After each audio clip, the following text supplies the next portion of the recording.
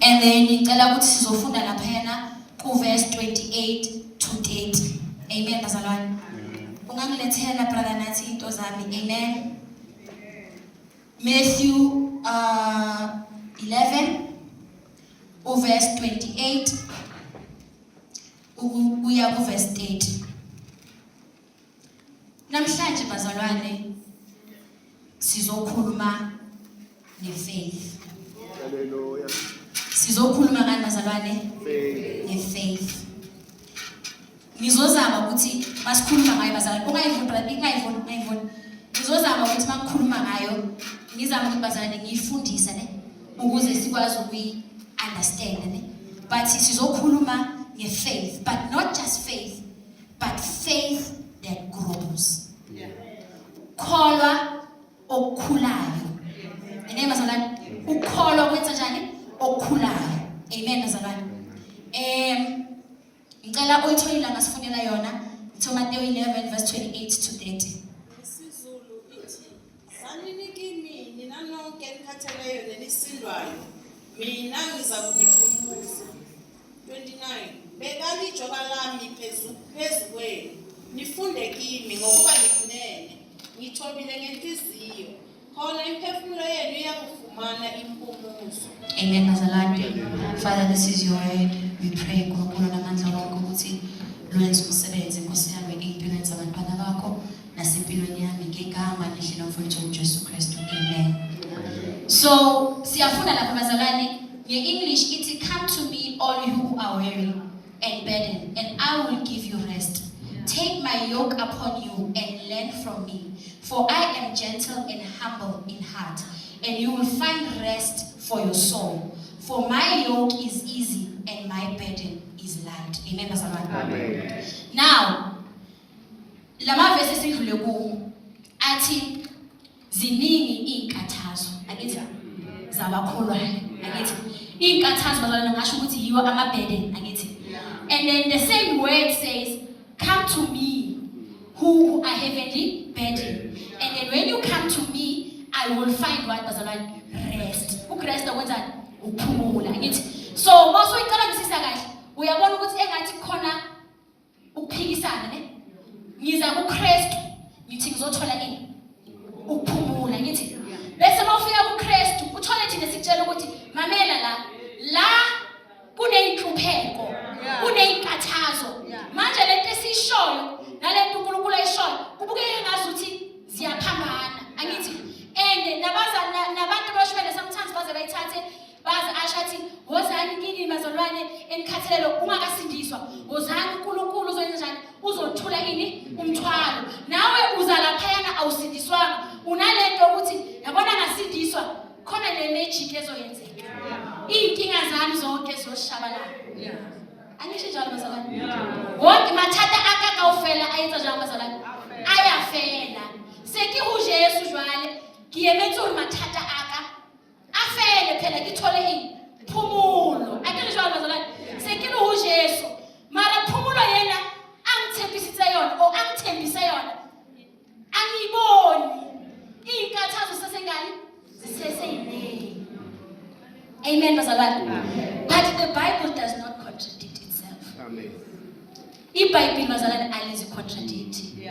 Inkinga ukuthi thina ezabantu ngesinye isikhathi ngenxa yokuthi bazalwane vele sifuna abantu beze kuJesu ne siyabashela ukuthi bathi uJesu ribathembisa ntho esinedi uri haba fitla mo bakasibili mathata.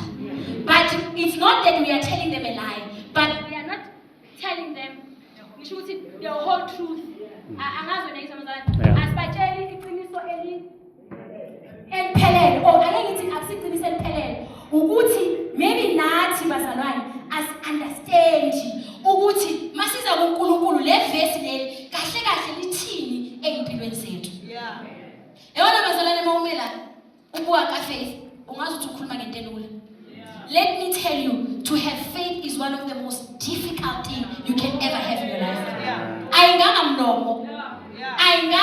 mlomo. If faith why inzima bazalwane? If faith iphikisana nayo yonke into ofundiswa yona oyaziyo. Yabona uma wenza faith, mele ulwe nengqondo yakho, ulwe nemicabango yakho.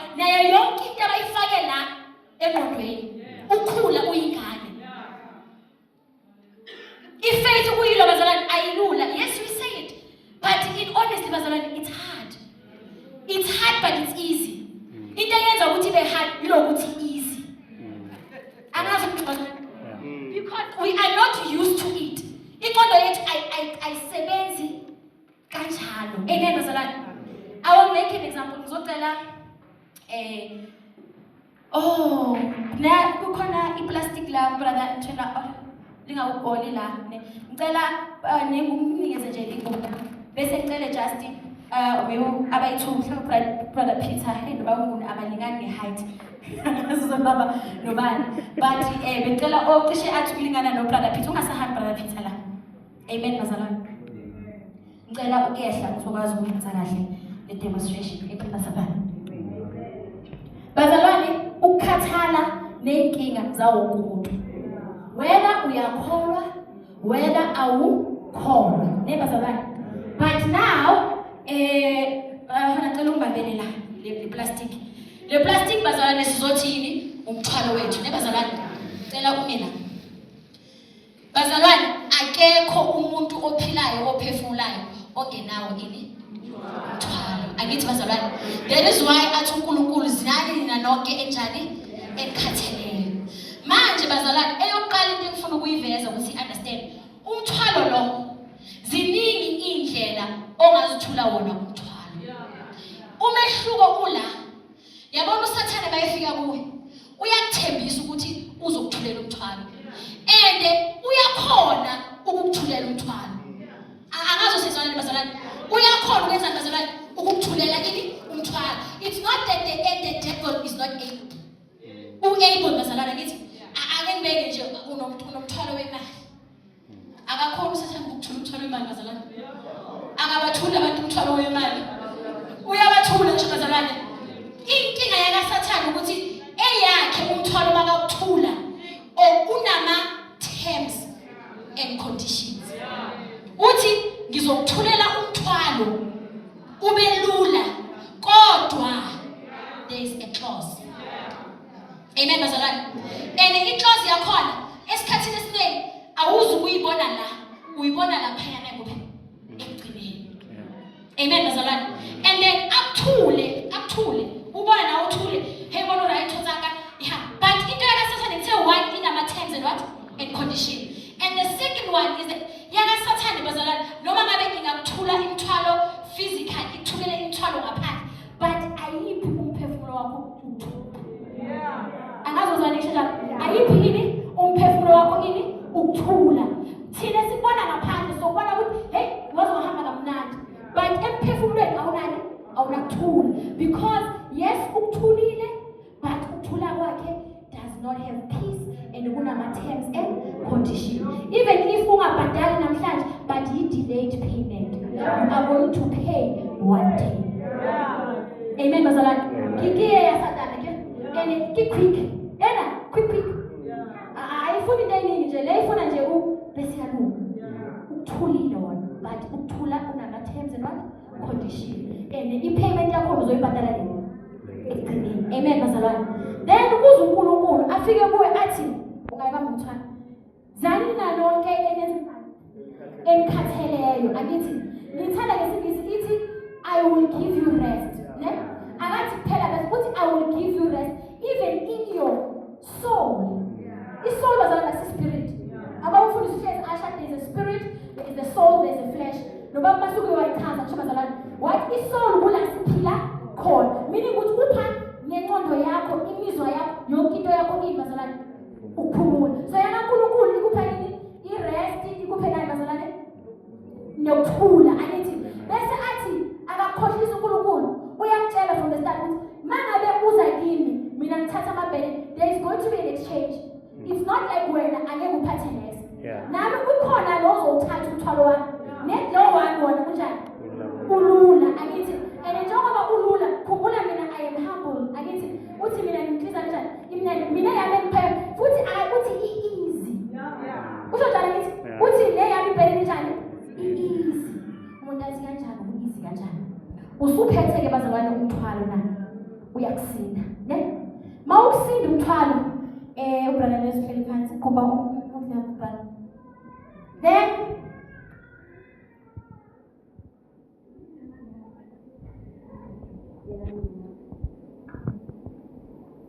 ngicela ukuthi uzongena ngapha ungene la size kuyena and then umthwalo wakho lo ngicela ukuthi ubeke phezulu kwebhuku angazi kusina kakhulu bambe bese wena uphakamise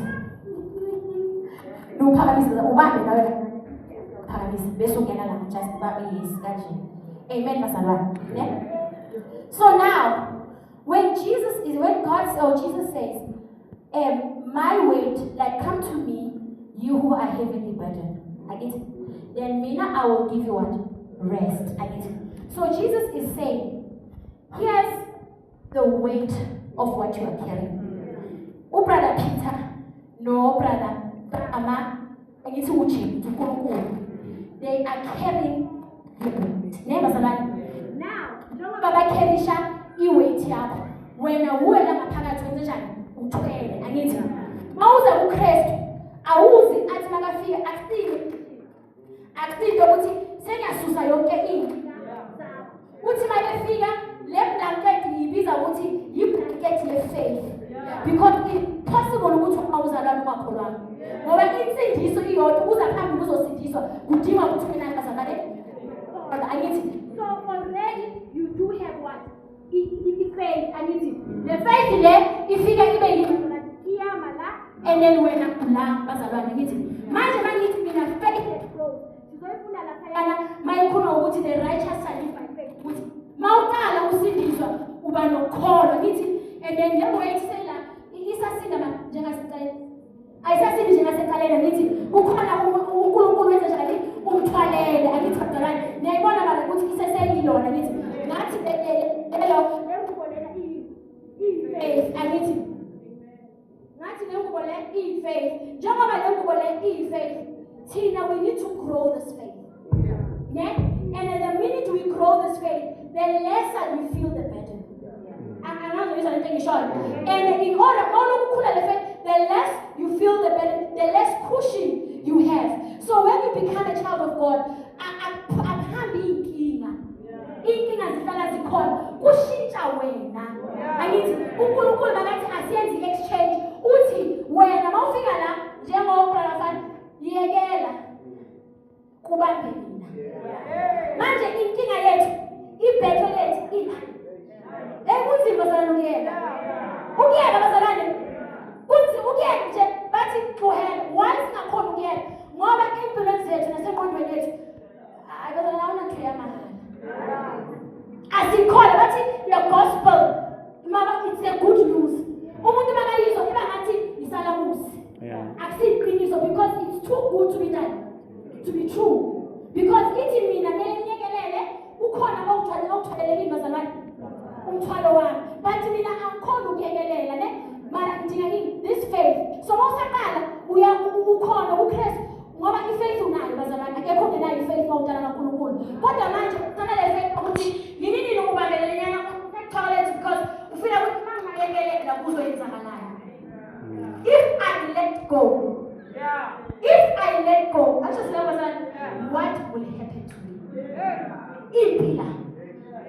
impila will let go never zalwane so uyahamba ke la and my man the more you let go the easier it is for you to walk the easier for you to do what to walk but manje bonga let go asimakhathele bayacela ukuthi nibekele sithathe le bazalwane improvise istepisi babambe istepisi bafake ilo le plastic babeke phezulu lo nayibona ukubazalwane seyiqina qinile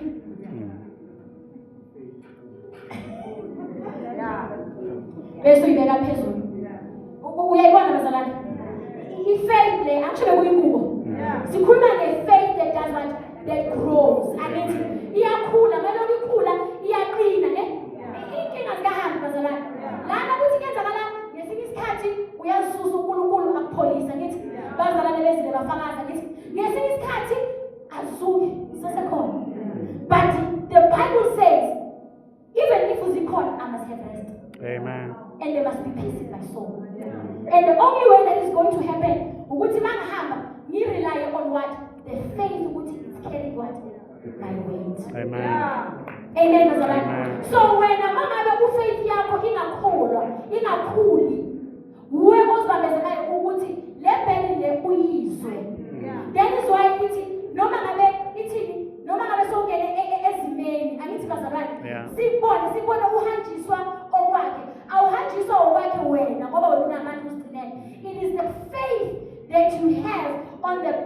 uPeter nokuthi phela abantwana bangayeka la awukosi yami phelile kusho ukuthi phela abafana unayo ifaith impela kubrother Peter nakubani nakulo ngoba wabayekela ibhumshaya kubazalane ekhaya ngiyizwa bazalane manje le easiness is what it's you just believing and relinquishing control yeka nje le control bazalane ufuna ucontrol angazi uzwa into ngishoyo because mawufuna ucontrol uzofuna noma sekhona umuntu okusizayo nawe ubambisile lapha ukuthi phathi abantu bona iweight yabo abayizwa asiyizwa ngoba kunayo there is someone who's carrying that control but nathi sine party yethu akithi ibhelen yethu le easy yipi to relinquish what control and allow God to be the one that does what bazalane takes control amen bazalane amen so now sikhuluma ngokholo okwenza njani bazalane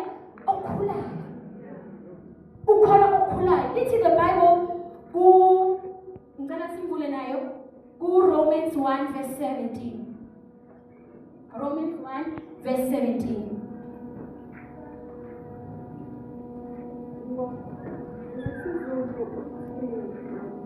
ngokuba ukulunga kukaNkulunkulu kwabantu kwambulwa kulo kuvela ekukholweni kuyisa ekukholweni njengokulotshiweyo ukuthi olungileyo uzakuphila ngokukholwa amen bazalwane nayeza lesizulu lithi livuka kuphi ekukholweni kuya kuphi futhi na ekukholweni meaning ukuthi ukukholwa akusiyinto emestel but yinto enjani bazalwane ekhulayo that is why in the Bible uNkulunkulu uyayenza reference athi as small as a mustard seed akithi akhuluma athi ye of little one faith meaning ukuthi there is a measure yani bazalwane amen and mawumntwana kaNkulunkulu let me tell you this the joy the peace ubumnandi bevangeli lakho budepend ekholweni kwakho ubumnandi yabona mawungakakholwa wasebenza lokholwa uzothanda la ngaphambili bakhuluma ithumathumana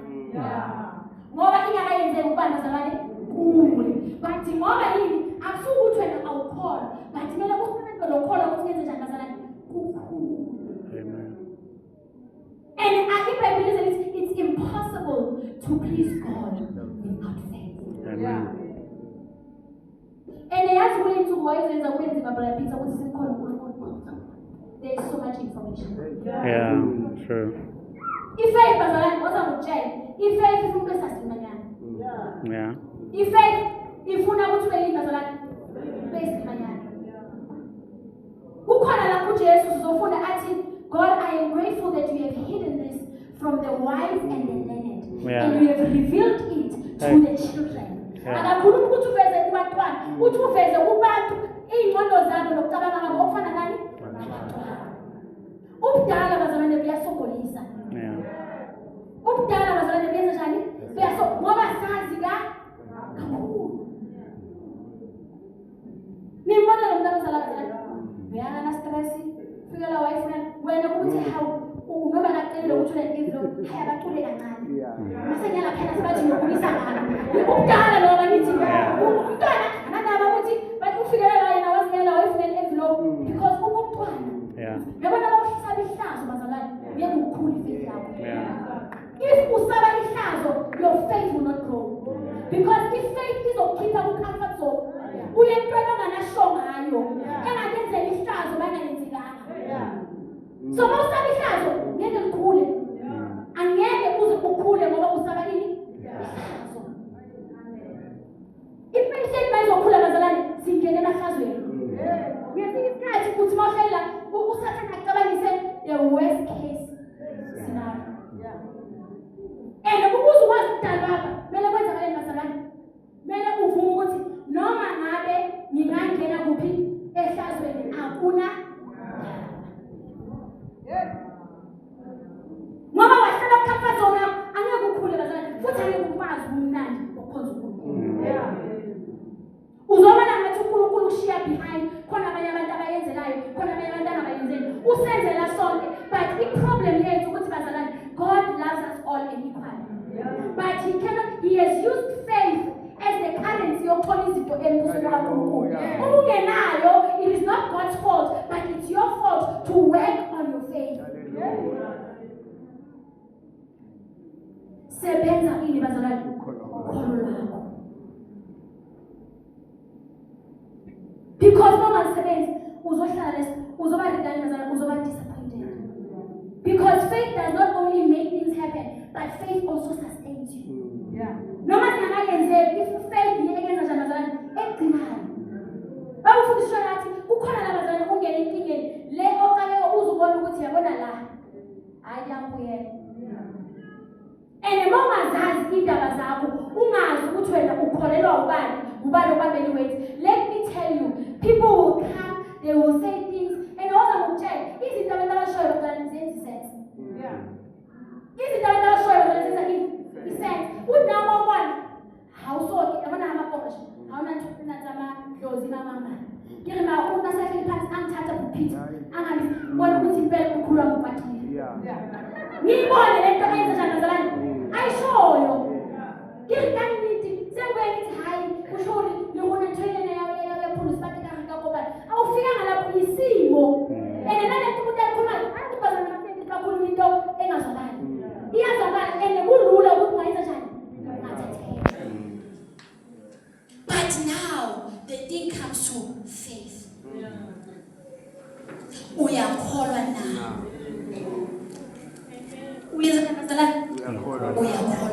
And you can't fake it.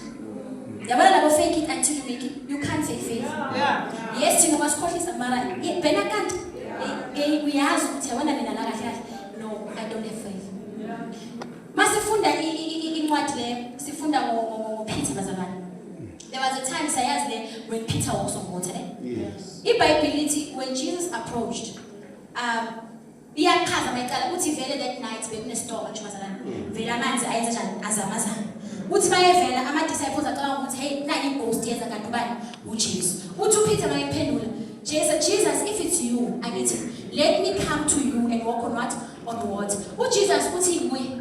Uthi come. I need makathi come. Wenza uPeter. Uba nokukholwa wenza njani bazalwane? Uyahamba. I need along the way. Athi makathakaza asibone le storm. Hayi ukuthi bazalwane besingekho. Besiloku sinjani bazalwane? Sikhona. Nethi inkinga uye wasusa amehlo wakhe kubani? uJesu wawabeka kuini bazalwane ustorm. Wayenzani bazalwane? Waqwila. Wathi makamphendula uJesu wathi kuye, ye of little faith, why did you doubt? Bekakhona hayi ukuthi bekasayicabanga uyenzile ukukhola kube nako. But landleleni ngoba lento phazamisa iyakukhumbuza ukuthi hey ungakhohle ukuthi wena. Wathi makathi kancane wena wathi makathalaza waqwila. Wathi Jesus save me. Imnandi ngoba still noma qwile wewayithi njani? Wathi Jesus save me. But it tells me bazalwane ukuthi ziningi izinto esingakhona ukuzenza uma sinani bazalwane. But hayi ukholwa ube endaweni eyi-one, ukholwa ukwenza bazalwane.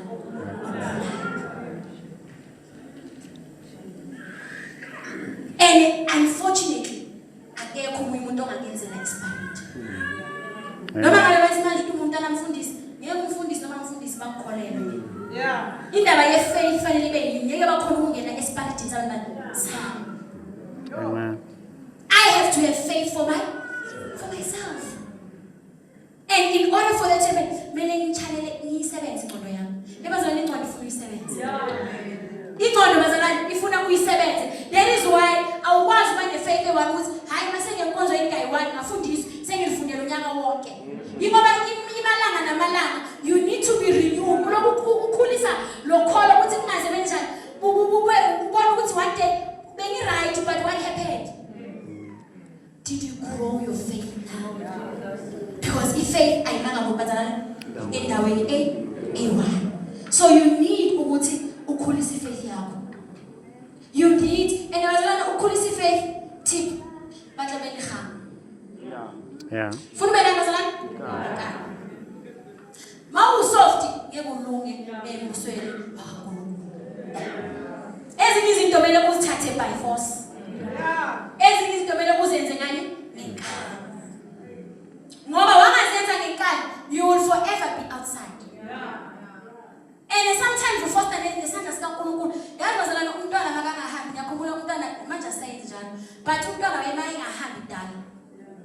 Bese abantu babona uhleli phansi isikhathi eside. Bamthatha bamphose ematsheketsheke. Angithi obambeke emvuleni angithi. Unayo ability angithi. Masasithi athi ngiyimile. Bazana nje yabona ifaith esiphuma nanesimo. Ayizina kanti leyo. Ayisaphumi kamnandi leyo. Yabona mase uhambiswa isimo. So umntwana sekanjiswa amatsheketsheke nemvula. Bona uzohamba but ishiya trauma. Ishiya trauma bazalwane. Unlike umntwana yena ayenze njani bazalwane? Asihambele. Makasabi umbona umntwana osabayo. Umntwana osabayo bazalwane akahambi fast. Uhamba funa lo ungathi angabambelela. Funeka labo I don't care. Noma khuzuka. Bahamba fast labantwana labo. Ngoba abasabi ukuwa. Ngiyala ukuthi mawusaba ingazalwane ihlazo. Hayi ngekukhulu. Mawusaba ingazalwane ihlazo. Mawusaba ukukhulunywa awuhole. Hawuthaba abantu kuwa kanina. Uri batlori ukhona uNkulunkulu wakhe. Bazalana ngeke. Nasemndenini akikhona into encane ozoyisho. Ngoba uzothi manga savelanga. Bazothi insiso. Awuyabona uNkulunkulu wakho. So ukuze likhule fanele ube brave ukuthi hayi ube nala noma seyangasayenza kodwa baba la and let me tell you something, he will never disappoint you. Hallelujah. Ifuna usuke ehlazweni ukulwe ngengqondo yakho. Uthi wathi ngaphala ngale bazalwane kunje. Ungasabi bazalwane. Ungasabi ukuthi ukhulunywe. Yazi ikhona ukukhulunywa ngento enjanjani. Baba khuluma kabi ngokuthi ukhona uNkulunkulu. Ungcono bazalwane. But your faith will do what? Will grow. Amen bazalwane. Bese ke uDaniel 11 kuMakhosi wengcwele. Ithi iBhayibheli, those who know their God, they will remain strong and do great exploits. Amen. So, mangabe nama great exploits, kusho ukuthi thina bazalwane siyamtsiba Jesu, siyakholwa but faith yethu ayikakhulu kanjani bazalwane. Uyibona kanjani? Yazi bazalwane bekusahleka lapha yana because izwi all prepare ukuthi baba lisebenze kuqala. Ngijazi baba ulibona ngani? Ulibona ngokuthi uNkulunkulu athi kuwe uthi uyothandaza, ngikhuluma ngami bazalwane ngikhulumi ngani. Uthi uyothandaza. Ngithi yazi baba the way mangithandaza ngesikhathi ukutshela istory ngakhona. Ngiyabona ukuthi kahle kahle inkinga yakhe faith.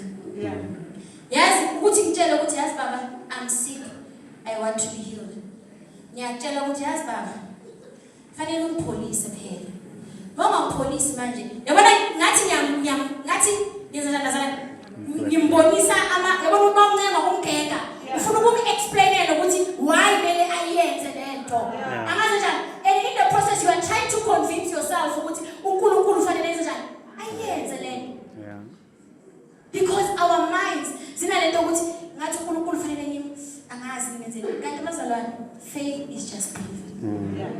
Akusiyitori, akusiyibukumkholwa nje uNkulunkulu ngento ayisho kuphi ezwini lakhe. And ithi iBhayibheli ithi it is foolishness.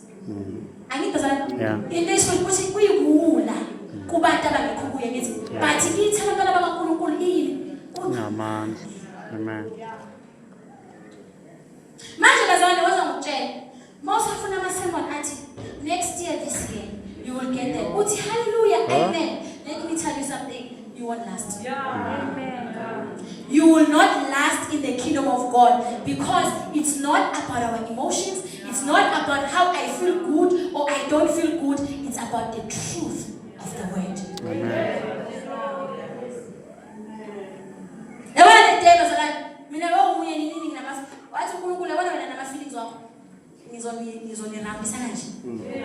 Uyozufuna ukuphila ngaphandle kwama-emotions. Ngoba ama-feelings bazalwane akenzisa amaphutha. Imizwa kuyenzisa bazalwane amaphutha. You won't always feel like doing certain things. You don't always feel like this is the truth. But you have to believe the what? The truth. Amen. I understand. I got okay, but I understand. I need to have what? Faith. And not just faith, but faith that does what? That grows. Uyibona kanjani bazalwane ukuthi faith yakhe yakhula? Moses Smith unokuthula. Ungatatazeli. Angazi sizana bazalwane. Moses Smith unani? Unokuthula futhi njani? Ungatatazeli. Then you know what my faith is what is growing. Once waqala wafuna sofuna abantu abaningi and asazalane into mayiphethe ngathi ungabuza ama-advice abantu ubuza more than 5 ngoba ubuza nabantu kahle kahle ulindele ozokutshela ukuthi wenze lento ofuna ukuyenza angazi izinto engishoyo ma uya kumama Bosch athi ngwanaka muthi muhle uyabona ukuthi mama Bosch uzene mara kanjani ngoba mama Bosch uniphi impendulo engayifuni niye ku brother Prince angele mama siyabona arayi mkhotsi hakoshile kamahlama ulokuhlala kuye ngoba kakade vele bengifuna le mpendulo angazi bazalwane bengifuna lento ezoconfirma lento ukuthi mangiyenza hey nabantu basho ukuthi ake ngibheke so let us have faith that calls bazalwane if faith yet ayinahlali endaweni njani and let me tell you believe in the word of God that's why I it is hard and understand it's hard yes ake ngithi nje ngeke ngibone laphana ku Facebook khona lo munye angazi bana lento ukuthi sometimes umuntu ufaka ibudget yakhe ngithi base bathi hey msizeni ibudget yakhe ayisebenze kanjani yini ngofaka laphana ngisho ufaka abantu abahlukile bazalwane khona abakholwayo khona abanganjani abangakholwa umbono umunye ayifakile okholwayo ayibhale laphana athi tithe ngithi ngitshele wena leyo page leyo kube khuluma indaba ne tithe hey baze badlala ngana abafundisi hey nana ntonto le mali ekuyayithatha wenza ama investment ibale nje le mali boyihlanganisa uyibone phuphiti mangahlanganisa u200 for unyaka wonke is 2000 bayihlanganisa ibonakala nje ne bakutshele me human one bazalwane understand bese nawe wenza njani uyayikhola uhlukane nale yezwi ephambana nale yasezweni ifaith ingena lapho ukuthi it defies what the world tells you